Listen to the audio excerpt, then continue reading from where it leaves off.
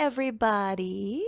It's Allie, and welcome to our Y&R Chat for Sunday, July 28th, 2024.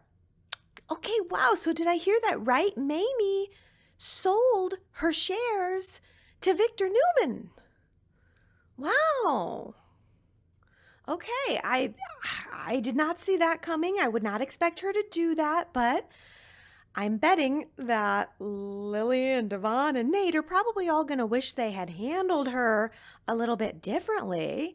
Although Devon got out just in time, Lily's the one who's going to have to bear the repercussions if Victor is able to acquire Chancellor, not Chancellor Abbott, just Chancellor, going to acquire and reestablish Chancellor Industries.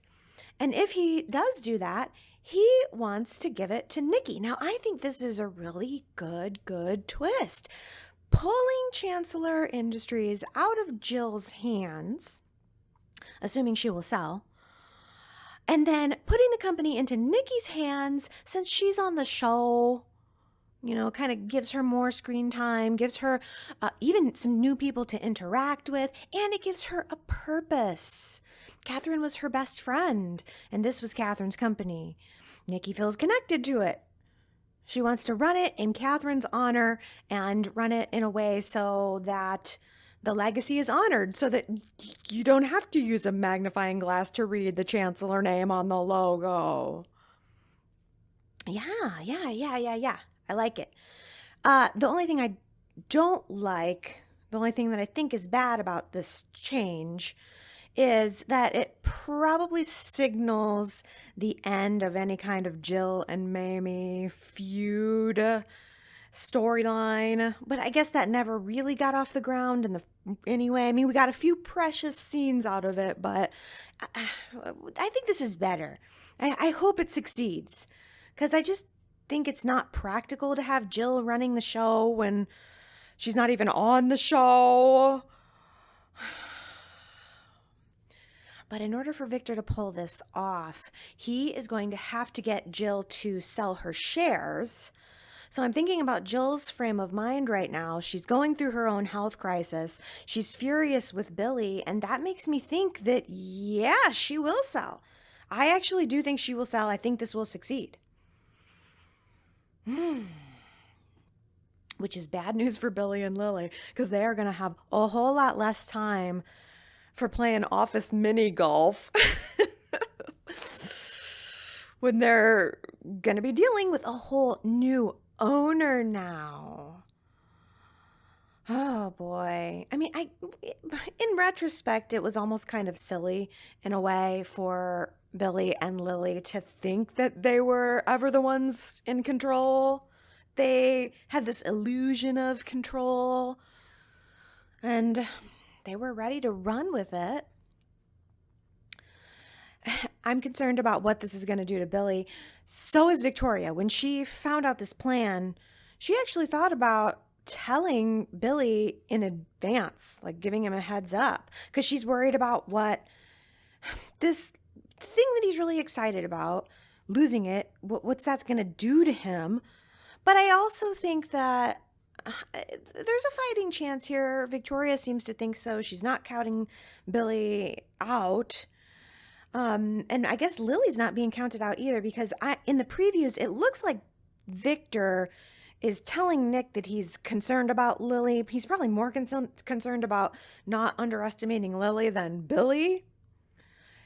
I kind of think, just based on that preview, that maybe Victor is going to tell Nick to keep an eye on Lily, because we've been, seeing little signs of Nick and Lily together for a while now, and I kind of wonder if they're going to hook up. I mean, I don't know. Nick's got a lot going on right now, but they at least have a friendship, and I wonder if Victor's going to tell Nick to keep an eye on her the way he told Michael to keep an eye on Diane and Cole to keep an eye on Kyle. But I mean, I guess at the end of the day, whether it's Jill or Victor, Nikki, whoever owns that company, it shouldn't really make that much difference to Lily, really. She has no ownership stake. She just wants to be there to be the CEO. And even though that's all well and good, it's not permanent. Jill or Victor or whoever the owner may be could fire Lily at any time if they wanted to.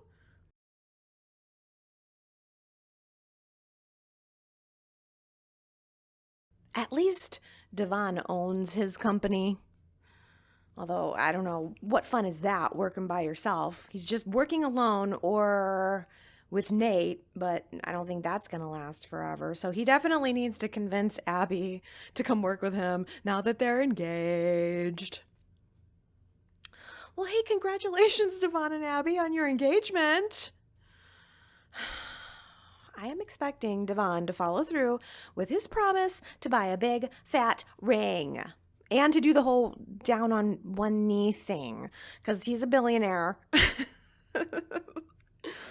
I want to see some classic romance, some splash here. I want some splash to end the summer with. Maybe Victor can chip in a couple of bucks too, since he seems very supportive of Abby's, what did they say, fourth engagement? Fourth time around?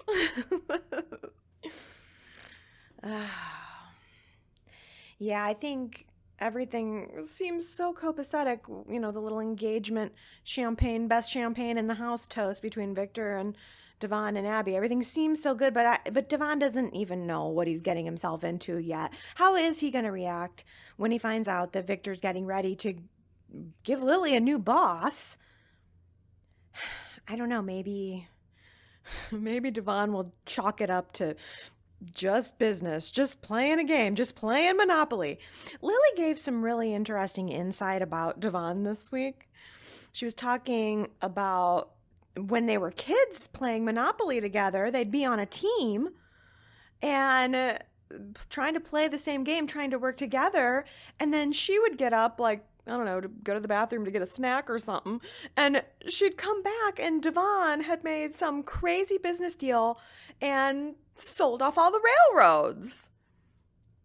Well, now I think that is a very interesting rewrite on the Devon character that paints him as some kind of born to be business wheeler and dealer from the start, which, fine, that's all fine and good for those who aren't in the know, but I'm sorry. To me, Devon Hamilton will always be the kid who bumbled into the lion's den at the zoo.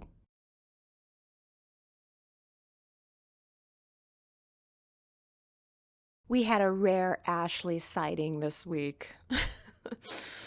She was looking rested and fresh in the mental institution. Now, usually the attire for the mental institution is velour tracksuit. That's what you get when you go into the mental institution. You get a crushed velour jumpsuit that says, "I'm recovering." But Ashley Abbott said, "Perish the thought.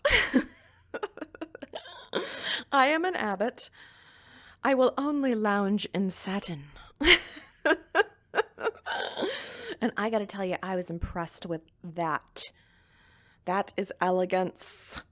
Bucking the trend, you know. The velour is cheap. Ashley said, "Give me something expensive to lounge in." And I like that about her. I really do. Yeah, it was great to see her looking so good and having a video call with Abby, talking Abby through some of her engagement jitters. That was sweet. And Ashley even acknowledged that she's not exactly the perfect person to be giving marriage advice, but she threw her hat in the ring anyway. Well, apparently Ashley is doing very well. She's doing so well that she doesn't need to have the family putting their lives on hold for her any longer, especially now that Hollywood has called for Traci. Paging Tracy Abbott. Hollywood is on the phone. Can you take the call? Yes. An unnamed studio is offering Traci a movie deal for one of her books, to turn one of her books into a movie. And I'm not sure which book it is, but I really hope that we find out. I want to know the title of the book so that I can really, fill in the blank on my fantasy here. I want to paint the full picture in my mind. Is it a period piece? Because then I'm going to picture the movie set as a period piece. I just think this is so exciting. And Traci was so excited to tell Alan. But his reaction was, well, wait, does that mean that you're leaving? Aww, I thought that was so cute. You could practically see that his little heart was breaking. But then she said, hey, if you're not doing anything with your life right now, then why don't you come with me? And Alan just so happened to be turning work down so that he could stay in Paris to be with her. So yes, he's available. Yes. They're going to be flying to LA together and having a great time. I really, really loved her speech about how she wanted to show Alan her LA, the real LA, not the touristy stuff. She just was so passionate and so happy and so delightful, and I was just watching her thinking, God, she's lovely. What a gifted actress. She just pulls me Beth Maitland pulls me into Tracy's world very, very easily, and I just hope that we get to see some scenes of Traci and Alan in LA, and I'm kind of wondering if there's any chance that they're going to be crossing over to The Bold and the Beautiful. Do you think so? Because maybe, you never know, that little bistro that she was talking about, the one that's kind of tucked away in LA, maybe that's El Giardino.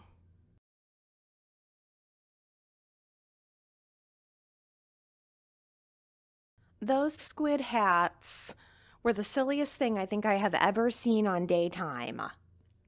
And I have seen a lot of stuff, so I should know.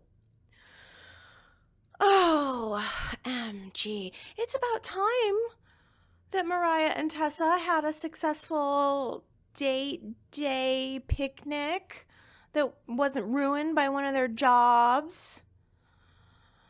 All the squid stuff and the radioactive snacks and, yeah, even the stupid squid hats. I thought it was all very cute and very meaningful, and Tessa clearly went to a lot of trouble here. I appreciate that about her. It was really interesting to see those flashbacks. The girls look really different today, and I wish they wouldn't have done that flashback in black and white. That kind of annoys me because then I can't grab screen caps of it, or it's just not as effective. I don't like having black and white screen caps. I wish they would do flashbacks only in color. But I was thinking back on it this week, and that time for Mariah and Tessa was so confusing on the internal storyline, like what Mariah and Tessa were going through, but also on the outside viewing it.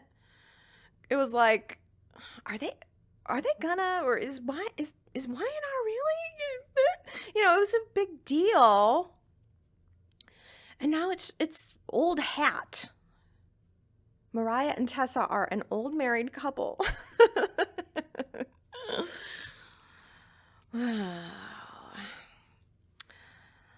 They really do need more to do. Mariah says that she works at Cassidy first, but I don't believe it. And Tessa has had a couple of scenes lately, mostly just talking about how she used to be, with no real forward momentum for what's going on now.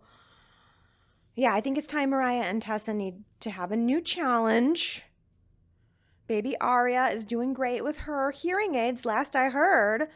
And Tessa is heading up the Winter's Music Festival, right? She's going to be a performer there. I'm sure we're going to totally green screen see that Winter's Music Festival. But what after that? What's next for Tariah? What is next for them? Because I mean, eventually, all soap couples have to have a challenge, and I just kind of wonder if Y&R is afraid to challenge those characters because they don't want to tick anybody off. In some ways, their relationship is more untouchable than Nikki and Victor's relationship. Mariah and Tessa are like the most solid couple on the show.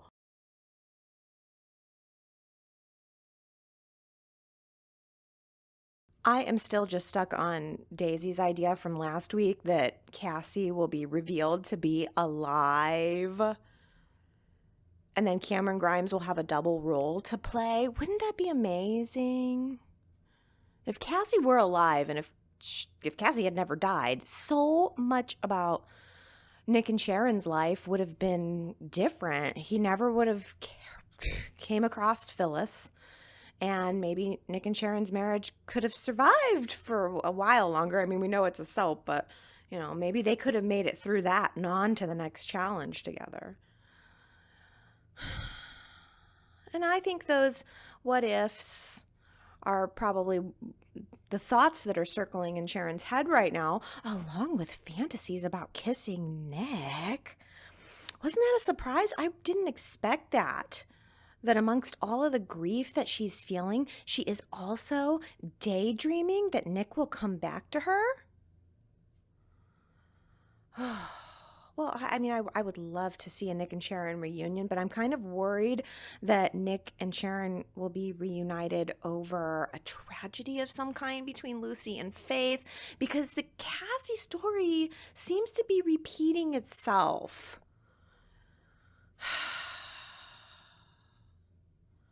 Faith is going to a cool pool party, and Lucy asked to join.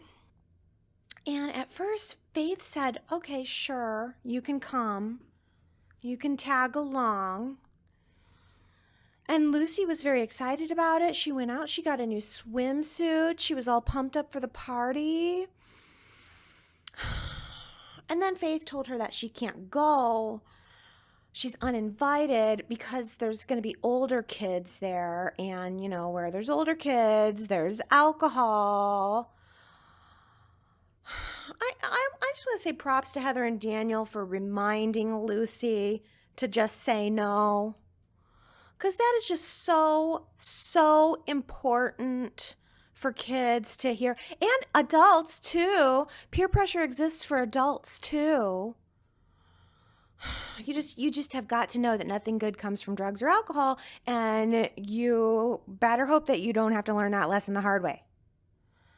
And I'm really concerned because Lucy doesn't seem to be taking no for an answer. She got the swimsuit already, She got the swimsuit. She's going to wear it come hell or high pool water.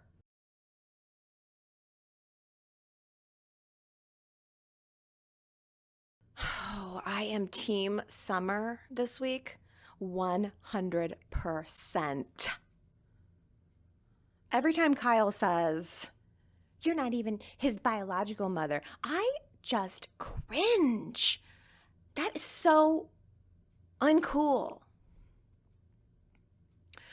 Go ahead, try telling any adoptive parent that their child is not their child, and you go ahead and see what you get, Mr. Kyle Abbott. You go ahead and try telling Harrison that Summer's not really his mom, and see what you get, Mr. Kyle Abbott. Kyle has 2 moms. A lot of people do. 1 biological, 1 adoptive. You have to respect that. Summer legally adopted Harrison years ago, and that is in effect, buddy. You can't change it now. Ugh. And, the other thing is, if I were Summer, I would not want him taking our child out of the country when we're in the middle of a custody battle. Is Summer overreacting about Claire and Audra? Yeah. Yeah, I think she is. I think she's made this whole thing way bigger than it ever needed to be, but here we are. Kyle is not blameless here. He literally came up with the idea of taking Harrison to Paris to tick Summer off. He came up with the idea to spite her while they were in the middle of an argument. But now Summer has got a judge to stop him from going out of the country. And the sad thing is that just like with a lot of custody battles, I'm sure, it's the kid who ends up getting hurt. Harrison's all pumped up for the trip. Claire tried showing Summer a drawing that Harrison made of the Eiffel Tower with big letters underneath it saying, "I wish Mommy could come." But that didn't change Mommy's mind. For a second, I thought it might change her mind, but Summer, she just kind of blew right by it and told Claire that she was leaving and she's going to let Kyle be the one to break Harrison's heart and tell him that the trip is canceled. I honestly would not want Kyle being the one to frame that conversation. He could have easily blamed it all on Summer, and he could start poisoning Harrison against her. I mean, I'm not saying that he's doing that yet, but he's so furious I wouldn't put it past him. It's getting nasty quick.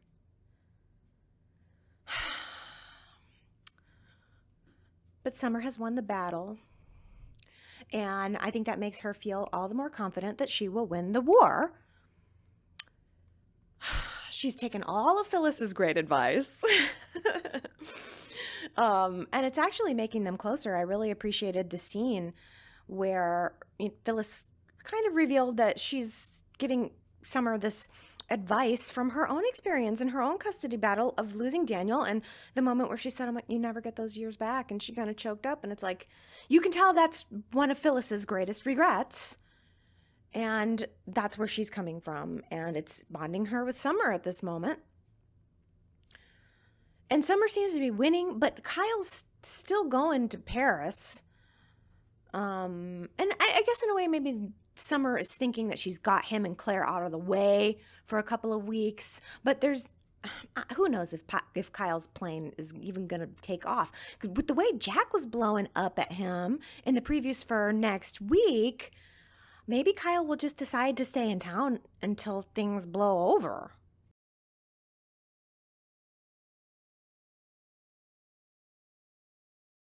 Man, the Chelsea and Adam guilt spiral just keeps getting worse. And if it's not enough that the partners are being super supportive, now the partners are being super inquisitive about why they're both acting so weird. What happened in Baltimore? Is there something that you don't want us to know about?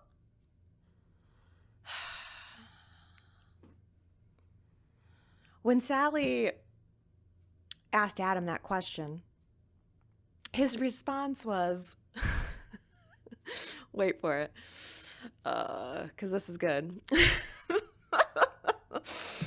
His response was to tell Sally that he took out his frustration on Chelsea.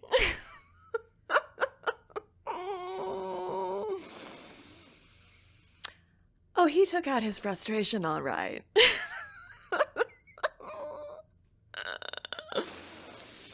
He took out his frustration on her all right. Oh. Poor Chelsea, taking the full force of Adam's frustration.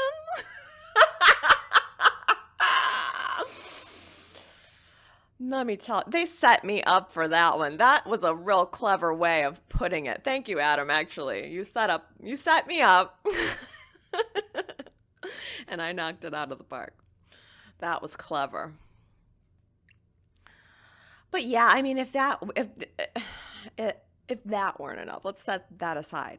Then this week, Billy visited Adam and gave him some unsolicited advice, saying that, he knows what the problems over a child can do to a relationship. When he and Victoria lost Delia, it almost tore them apart, and he should not let that happen to he and Sally.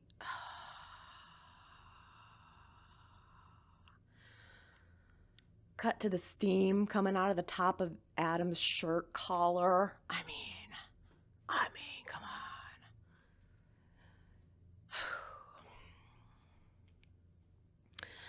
Actually, Adam's doing a pretty good job, I think, of keeping the steam in, because he's trying to act like none of it's a big deal. All the while, Chelsea's freaking out all over the place. And he's already had to reassure her more than once. And Chelsea had a panic attack in the park this week. And in the previews, it looks like her eyeballs are going to shake right out of her head, just rattle onto the floor when all four of them are out at dinner. There's no way that Chelsea's going to be able to keep this secret much longer. I give it 1 more week tops before the truth is revealed. Of course, keeping in mind that if this were the Y&R of 20 years ago, it would all still be going on 3 months from now.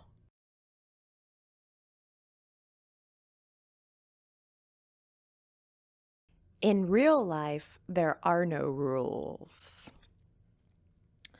Victoria said that last week. She was talking to Claire, comparing real love to movie love. And she said, well, the difference is in real life, there are no rules. It was a nice chat and very true. Well, let's see. 11 of you guessed that right. So congratulations. Marianne V, Tina Cole, Brittany, Paris, Tanya, Henry, Ron, Daisy, Justin, Tanya, and Dolores. You guys got it right. How about a new quote? I like this one. My paranoia knows no limits. Yeah, that's a good one. I had like 5 to choose from. I just decided just now on the fly, and that's the one that stuck out at me. My paranoia knows no limits. Who do you think said that? If you think you know, you should go to yrchat.com to leave your guess. And then if you get it right, I will give you your shout out on next week's Y&R Chat.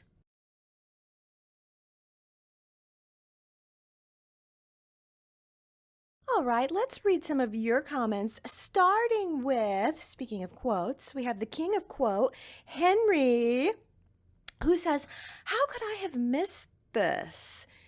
Each day, when the cast of Y&R comes across the TV screen, the 4 or 5 characters displayed represent the scenes that we're going to be seeing them in for the particular show. I'm almost too embarrassed to admit that I just realized that this week. Allie, am I right? Yes, you are right. Yeah, this is something I noticed. I mean, I can't confirm it or whatever, but it's just something that I've observed.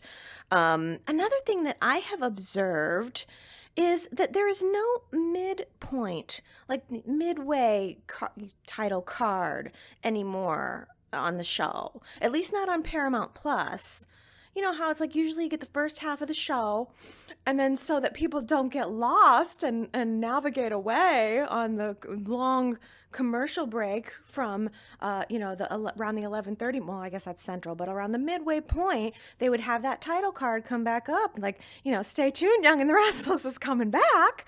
And they don't do that anymore, at least not on Paramount Plus. But I am so curious, because I've noticed this a couple months ago and really wanted to ask, is there anyone who watches the live broadcast that can confirm if the midway points are still there on the live broadcast? Did they just remove them on Paramount Plus? I don't know.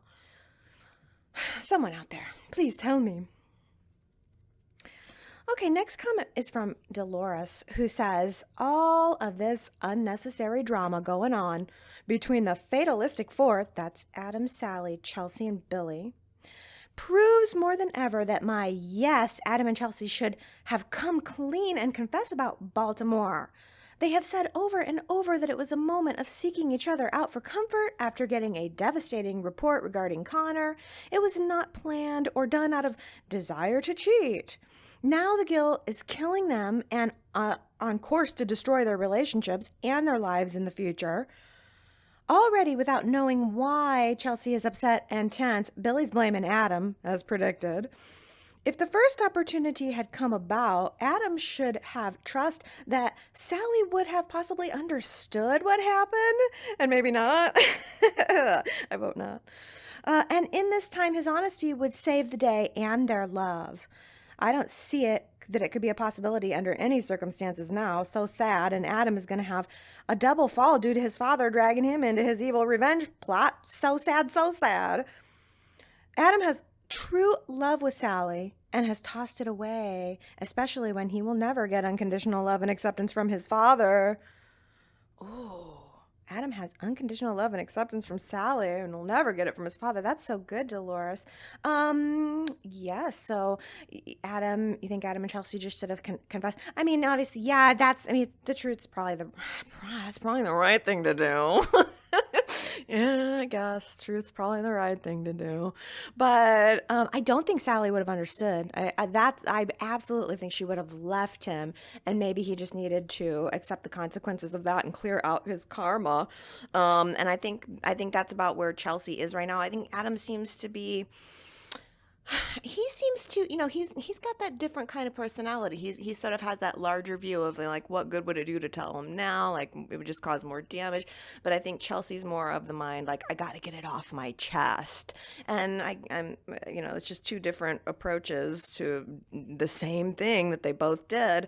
And we'll see what wins out. I think it definitely the truth will come out. I think it will be sooner rather than later. Y&R doesn't tend to drag these things out quite the way they used to. Okay, different topic. Tanya says, so Victor revealed that he bought back Chancellor from Mamie.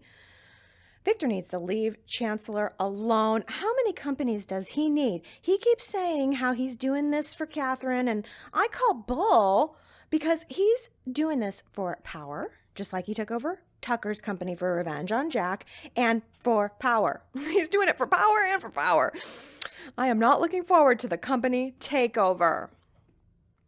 And T. Nicole says, so Victor's going to somehow secretly buy Chancellor, and that leaves Billy to go back to Jabot and help Jack and Diane work against Kyle, the actual Abbott company. And he can try to convince Jack to add Jill Abbott's name, LOL. Lily will need to grovel and go back to Devon to take her back at Winters. Oh, so you think that if everything goes sour and Victor's able to buy Chancellor back, you think that Lily's going to go work for Devon? Oh, that I don't think. I don't think she would go groveling and wanting to work with Devon. I think Lily would hang on at Chancellor. Well, actually, I kind of think that Nikki and Lily would get along just fine. I feel like Nikki would go in there and be like, yeah, sorry, but I want to use your talents. Like, I feel like Nikki would just have a new type of relationship with Lily the way that she had with Jill, where Jill saw that. I mean, Nikki can't do everything. It's a big, big job. It's a giant company. She would need Lily. So I would think that Nikki would make it very appealing for Lily to stay, and especially since Lily has already kind of established that she just knows she's not going to work well with Devon. She already knows she doesn't work well with Devon. She'd be better off to take her chances with Nikki. I want to make that our poll question for this week at yrchat.com. Do you want the takeover to happen? Who should be the owner of Chancellor Industries? Do you want it to be Jill and go ahead with the name change as planned? Or do you want it to be Nikki and then that becomes under the Newman umbrella? That's an interesting vote. Who should be the owner? Victor and Nikki or Jill. Let's see the votes on that this week. Daisy says, I feel like they're circling the drain with Billy. Wanton, the Abbott name, up in lights, made me believe that he is trying to one-up Jack again. I don't think things will end well for Billy unless, of course, Jack gives him his own division of Jabot. Maybe a division that fits more closely with his passion, whatever that is.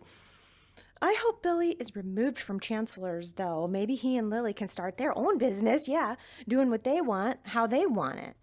Although Lily may opt to work for Devon, which means Billy will be on his own again. I hope Billy lands on his feet, though, not in a bar. Yeah, that elevator scene with Devon and Billy was pretty good on Friday too. It almost does seem to foreshadow that Billy will end up doing something that hurts Lily, or that he was gonna try to boot her out. I don't know. I don't know. I do worry about Billy. I don't think he'll win. I think he's bound to lose here. Well, Connie says, my feelings for Devon are constantly evolving.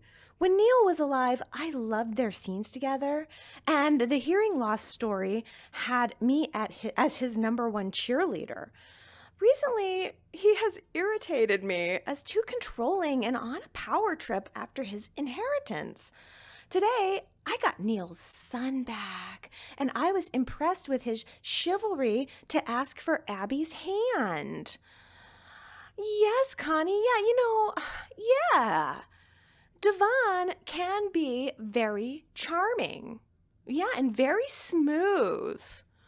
I like Devon too. I mean, but you're right. It's like the last couple of years, he just comes off as an entitled, demanding, domineering snot. But I love the way you're putting it here. This week, I got Devon back. I got Neil's son back. Yeah, and it was nice. I liked that he went to Victor, even though it was old school. He doesn't need anybody's permission, but I just kind of liked that he went there out of respect. I liked Devon this week, and it's probably been a while since I've been able to say that. Oh, Victoria says, what is Y&R doing to Sharon? She's been on our screens, and she's been off and on our screen for a while. Then she returns for Nick's anniversary episode, and immediately Sharon is seeing Cassie dozing off, missing time, and emotionally erratic. This seems sudden to me. Sharon says that she has confidence in her doctor. Well, then why hasn't she gone in for a visit? Most doctors would want eyes on their patients to be sure what is going on. Today, it seems Sharon's condition is a way to bring her and Nick together. Really? Sharon could have been a strong woman who pursued Nick. It would have been fun if she recreated some of their most memorable moments together. Ooh. Josh Griffith likes to write his feminine characters with trauma. I can only hope that Sharon's story is going somewhere. A return of Cassie, as Allie suggested, would be intriguing. Oh, I can't take credit for that. That was all Daisy. I love that idea too. But you do make a good point. I mean, Sharon just being strong and battling for Nick could have been interesting too. Recreating some of their most memorable moments together. OMG, if she recreated the Arabian Nights fantasy, like if she just went full blast after him, and if it was just a full blast, just let's see who can romance Nick between Sharon and Phyllis, like equal ground, not where Sharon's kind of in a deficit and Nick is right back to the needing to rescue her thing. Yeah, if it was just them both sound of mind going after Nick, that would have been interesting too, but this is the direction. This is it. Sue W says, Sharon has bipolar. It's resurfacing and thus affecting her on a daily basis. It so happens in real life. While there are skills and/or medications to help effectively manage the disorder, those mechanisms are not successful for all.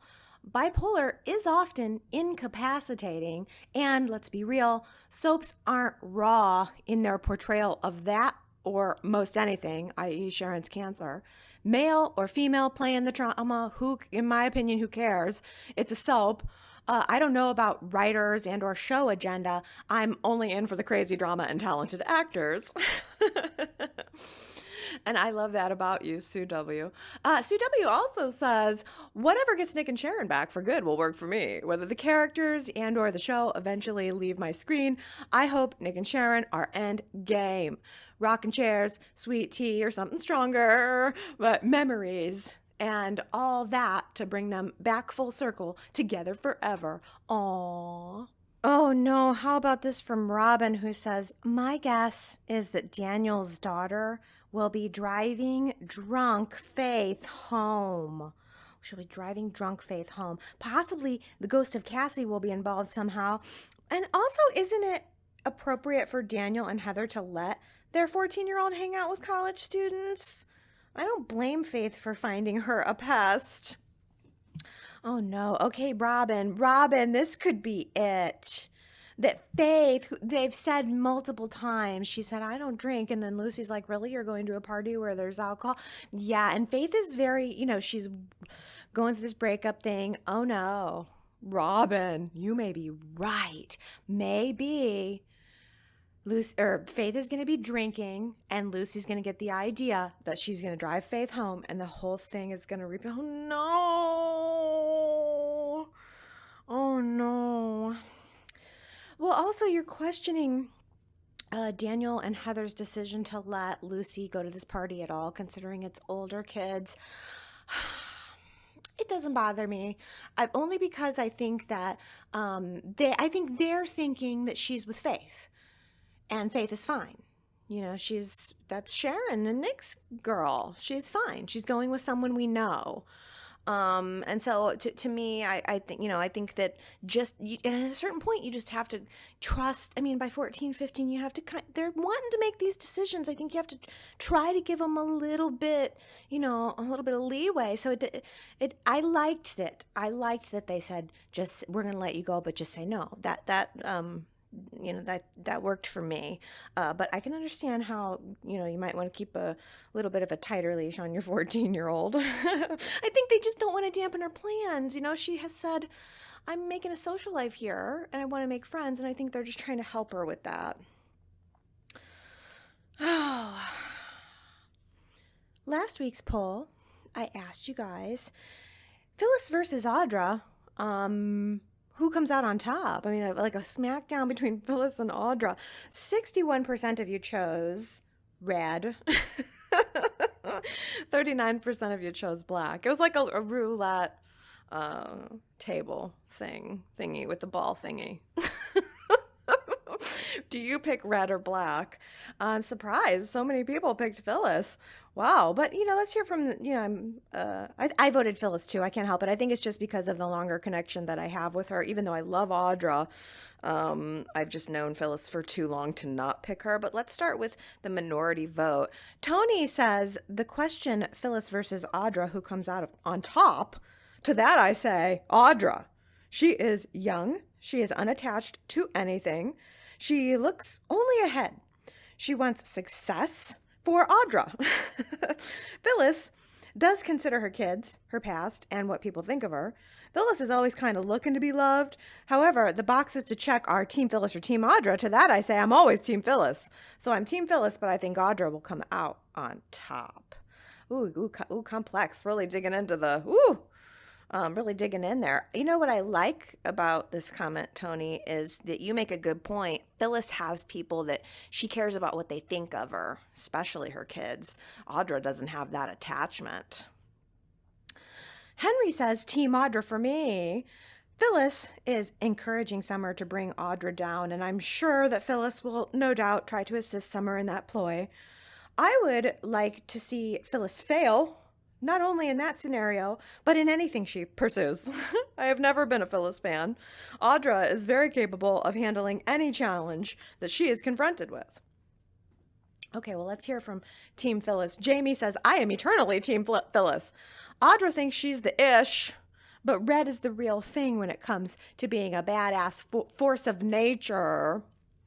Yeah, and Marianne V says, I'm Team Phyllis. She's been doing this manipulation and scheming a lot longer than Audra, but Phyllis tends to go too far sometimes. Audra's the one to watch. She can be up to Phyllis's level sooner than later. And Connie says, again, my money's on Phyllis. As a fellow redhead, I know that our hair color is a warning to others that you should proceed with caution. Ooh, Connie, you're a fiery redhead just like Phyllis. I love it. Ooh, let's talk about Kyle and Summer. Diana has the opposite perspective of me, saying Kyle got it right when he said that Summer doesn't want him to go to Paris with Harrison and his nanny and business partner because she doesn't want Harrison or him having any fun without her. That's exactly what it's all about. Summer even admitted as much to her mother. I don't know what judge in their right mind granted her the right to stop a father from taking his son to Europe on a business trip for a couple of weeks. Big wow. A judge actually thought it wasn't acceptable for Kyle to spend time with Harrison while he's on summer vacation. On what grounds was this not okay for a child to experience exploring a foreign country and learning about its culture with his father? Summer is jealous and is being selfish for preventing her son from this opportunity. I hope Kyle comes out on top with all this turmoil and gets back with Tara when she decides to return to Genoa City. That is what Summer would deserve, not to mention it would be very fun and exciting drama. Oh, Diana, that's it. I mean, if I think the thing is that it's not about the vacation per se. I think it's the going out of the country part. I think it's just that, that I could see a judge ruling that you can't take the kid out of the country when there's a pending legal action. But as to all of the Summer is being jealous, yes, to all those points, I totally agree. But I also agreed that it's appropriate to keep the kid in country when all of this is going on. Kyle doesn't just get to, go outside of jurisdiction.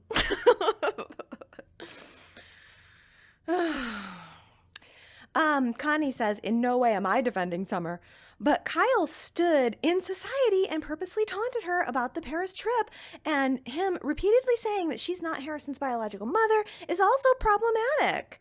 They are both making huge mistakes out of spite, anger, or jealousy.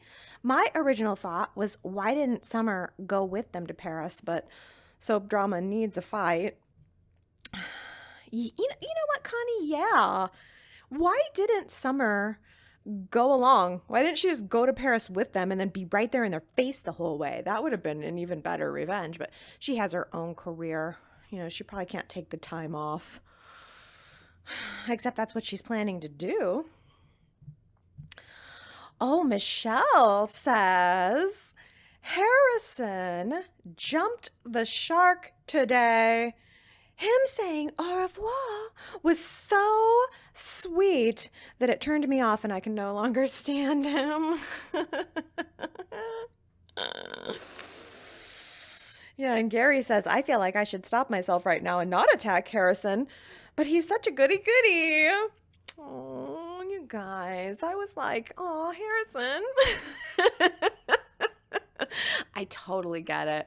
I totally get being annoyed, but I wasn't. I was just like, oh, I don't know. I just think the kid's cute. Can't help it. If the kid's cute and tugs my heart, everything he's gonna do is, oh, that's where Harrison is, and that's why it's annoying. Any child that's like too precocious, it is annoying. Oh, but you know what? Here is the comment of the week right here from Diana, who says, I really wish that Y&R would stop drawing pictures on the show and then trying to pass them off as a kid's drawing. It is so glaringly obvious that the picture was drawn by an adult. The picture we saw of Harrison's supposed drawing of him and his parents in front of the Eiffel Tower in Paris is so ridiculous. I see children's drawings all the time, and they definitely do not draw like that. Not a kid Harrison's age. Y&R should really just have the actor who plays Harrison draw the photo so that it feels real and authentic. It's these small things that can make a difference in helping the characters and their lives and the feelings they feel much more believable.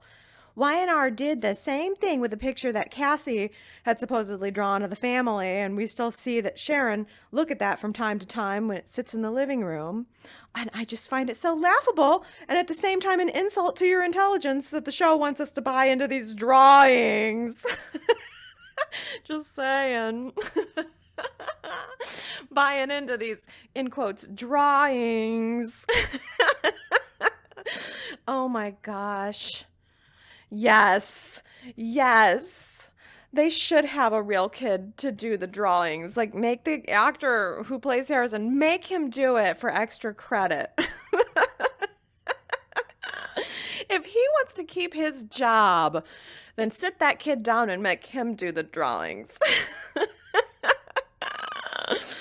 Or it doesn't have to be Harrison. It could be any kid. Find some kid and make him do it. Oh. Just don't let it be my kid, because you could tell her to draw 3 people in the Eiffel Tower, but what you'd get is a Minecraft tower, and all the people would be made out of blocks.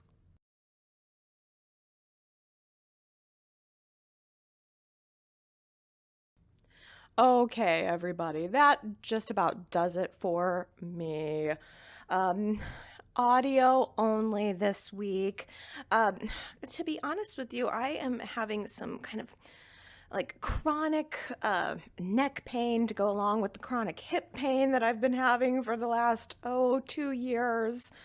And I woke up this morning and I could just barely turn my head. My hip still feels twisted, and I'm like, I can't sit in front with my, looking up into a camera for an hour and a half. It's so physically uncomfortable. In fact, you'll see, I don't know if anybody notices if you makes it to the end of the videos, but last week, like, I'm grabbing my shoulder by the end because my neck it's physically uncomfortable to stare at the camera in that cramped little space for an hour and a half. And yeah, I woke up with my neck already in a twist. I'm like, I just can't do it. I physically can't do it. And throughout the course of recording this, I have been in probably, oh man, maybe 4 or 5 different positions, just trying to find a way. And you can hear I can't catch my breath either. I can't like get to a physical position where I can get to my breath and be straight. And man, right now I'm standing up. That seems to have worked. And maybe I'll tinker. I mean, this is an issue outside of Y&R Chat. I have some mobility issues, but maybe with the chat, what I'll do is try a standing up, because I'm standing up right now. I feel okay, a little out of breath though. But yeah, maybe I'll try, or maybe I'll get a different chair, or maybe I'll just go back to the way things always are. I don't know.